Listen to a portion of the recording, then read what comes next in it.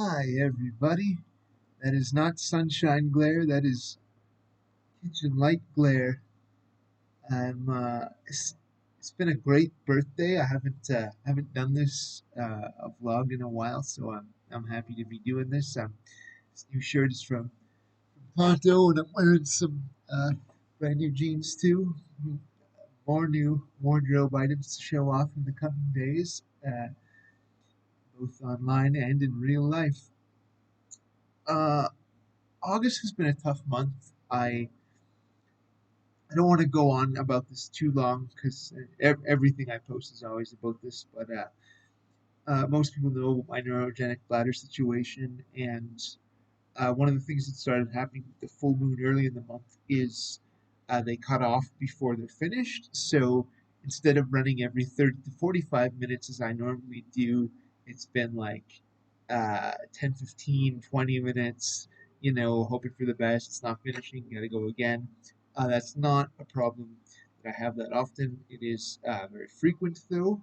When it was last measured, in May, and this was over a 3 day period, 22 times each day. At least I'm consistent, and I should say that is 22 times in about 16 hours or so. I'm fine when I'm asleep, and I don't have accidents. But of course, the big problem is when I don't get them in time, I am extra sore and dysfunctional. So if I have to hold it in for like 10 extra minutes, that can like ruin my whole day. Um, but it has been leveling off a bit more recently, and I finally got a TENS machine in. This TENS machine I think is the best chance I've ever had. I've tried medications that haven't worked. Catheters have been in temporarily and like worked like 2 out of 8 times, so it's not a sure bet. Botox was an option presented to me at one point, but it was very likely with the Botox that you would need a catheter, so the Botox would decrease the frequency and make that more normal, but then you may not be able to pee at all, and then back up to your kidneys and you die, right? Potentially at least. So the TENS machine, and I don't know much about. I've had very little guidance with this. This is not offered in Halifax yet, but the TENS machine um, sends electrical signal to your muscles and nerves in order to train them to function more properly. So pills and Botox and things like that would treat the symptoms, but this TENS, if I know how to use it properly and if it works, could treat the causes. So it could give me a whole new life that I haven't had since January of '06. Before that, I was totally fine. And just as a physiatrist explained to me, he thought that perhaps I had just enough neurons in my brain for it not to screw up. But as we all age, we lose neurons, and I lost just enough as of '06 for that to start screwing up on me. Okay, enough of that. I'm 40 years old. Wow, ain't that a something? And if I look back, like when I was 20, I was going to the bar every day, not really doing much with my life, in and out of college, um, and I made some nice friends, and there were some fun times, but I ultimately felt like a loser because I wasn't doing anything with my life. And at that point, I never sort of imagined being out of the funk of that. So I would have thought, 40 would be, oh, well, geez, now, like, you're getting old, so it's like twice as bad and twice as hopeless. But health peeing aside, that has not been the case at all. My life has been so much better, so much better, so much richer, rewarding.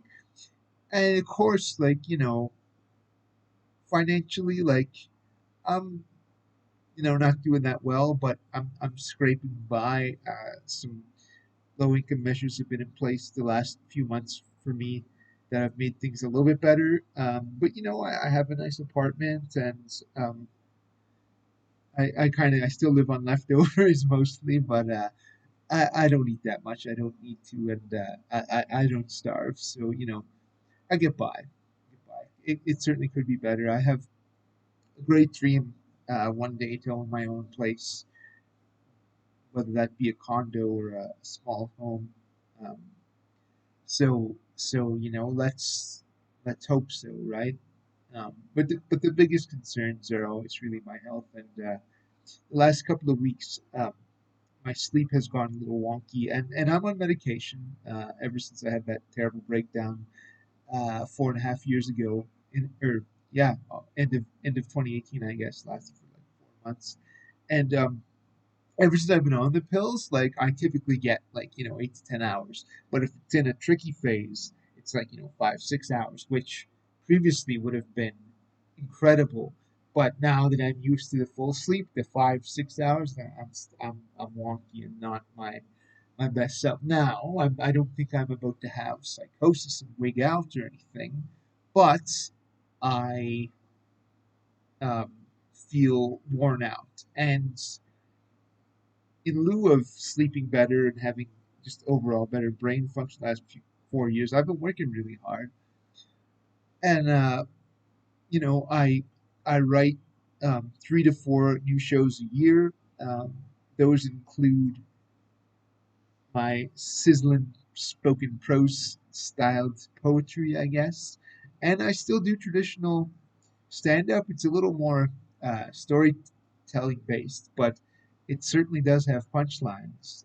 I don't fail structurally. I might fail creatively, but I've been even though I'm no longer on the scene, so to speak. I'm very much still doing shows out of my home, and I've got a yard show coming up on the 16th that I'm really looking forward to. That I was like stressing out about last week because I had been clipping along so nice, but just that little bit of sleep screwing up. It was messing with my flow of putting my little bit of work in to it that I put in every day. But I think with the right polish on it, and I've still got just over 2 weeks. I think this might be my best show yet. It's volume 5 of the truth telling series, truth telling, so to speak. Um, but I guess obviously I didn't write this. It's 2 in the morning. I'm drinking some birthday scotch here. Thanks, Sexian. This was all for writing a grant for him that we didn't get. We should have waited for the results to buy me a bottle, I guess. But yeah, we'll get the next one. We'll get the next one. And I'm going to do a video actually very soon. I've got some suggested reforms for Arts NS that are not meant in malice. I think they will be a great deal of help. And, Arts NS, while I've had some struggles the past couple of years, they have legitimized me more than any other organization. So a lot of my projects, um, like especially the film, but also my one man show and the poetry project that was illustrated would have never happened without their support. So I will always be grateful, even if I never draw another grant in my life. But geez, guys, 3 ones, right? I still got 3 more to go. I need to write a book. I need to have an illustrated poetry project with painting and music, and I need to someday go on a tour. And then I will consider my career, for all intents and purposes, done, except for more of the same. I'll still be writing stand up and I'll still be doing poems. But what I want to leave you with, I'll see if I get this in under 10 minutes. Like, you gotta go for stuff in life.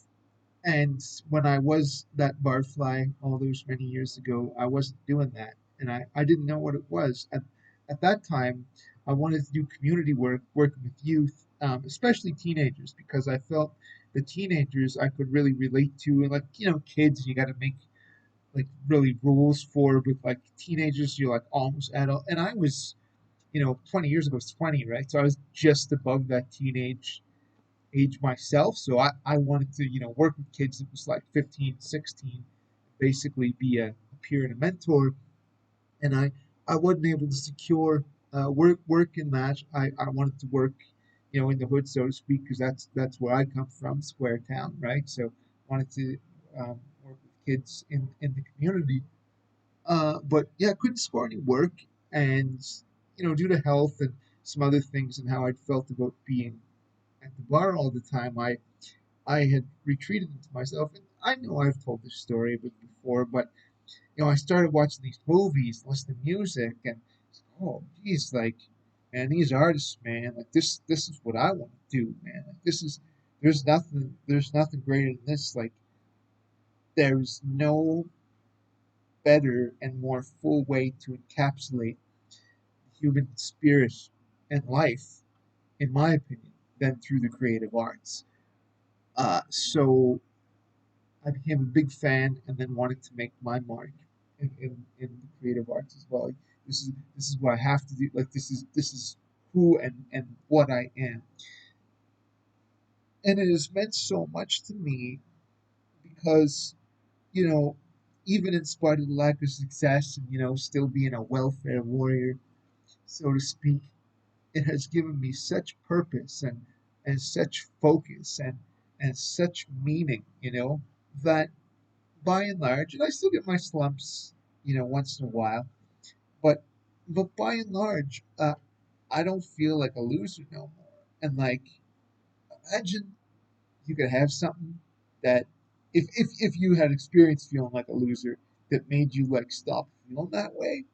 So, and I don't think this is a grand call for everybody to just like all of a sudden become an artist, because I don't think that's everybody's calling, and Lord knows there's plenty of bad art out there as it is. So we don't, mine included. I've had a few, maybe more than a few, failed attempts. So there's plenty of bad art. So we don't need to add to the canon uh, necessarily anymore. But you know, I think it's about like whatever it is, like that it gives you like pleasure, but it makes you feel like you've accomplished something too. So it's like not just smoking weed, playing video games. Maybe it's smoking weed and designing video games. Like I think you just catch my drift anyway. And I think it's so, and I know that's not an option for some people because, you're too unwell or you have to care for somebody else or you have to work all the blasted time. It's the only way. It's like, but like if you have any moments to yourself, um, I think that you need to spend them in pursuit of a thrilling hobby and one that you can learn a skill and get and maybe it is my old one of working with youth in the community. Maybe that's what your calling is. And like if you don't know, like experiment, try some things until one sticks. Like I wouldn't have known at 18, 19 that I wanted to be an artist like I did at 22. It wasn't until I started becoming that fan and having these experiences and oh no, like this is it, and I can't really do anything else. Like nothing else um, makes me feel that way. So you know, just I mean, I believe in reincarnation, but we're only in this life for a limited time. So, whatever it is, just like grab onto it. And I will add like one little caveat, like the pursuit of your goals can be, you don't get the recognition or the material rewards, you can't make a living, so to speak. So that can be frustrating. And then you kind of, am I the only one that doesn't know he sucks? Or like, or also like just the busyness of it, some of the admin work and stuff like that, and like when you start living with intention and sort of going after something, you may find that when you encounter people who don't have that, you may be kind of bored in a way that you weren't before. And that's not to take away like somebody living a life of passion, somebody not living a life of passion. Like it's not that the one is more valuable than the other. We're all human beings and we're all equal in that sense. But there's a certain kind of life force I think that you don't feel, or at least I didn't when I wasn't going after stuff, and like the things that I did before that I was content with, I would be bored with now. And so you may kind of limit yourself in terms of if you were somebody who was open to everything and like to be social in every way, you may find those things no longer fulfilling. So you may limit some opportunities socially and stuff that you would have had in the past, or um, your capacity for meaningful connection might take on a different skew or something. But I think that you're ultimately better for it. And, you know, while it can be frustrating and isolating and, not reap the rewards that you want, what else do you have, right? Or I don't know. Anyway, that's it for me. Happy birthday, folks. Cheers.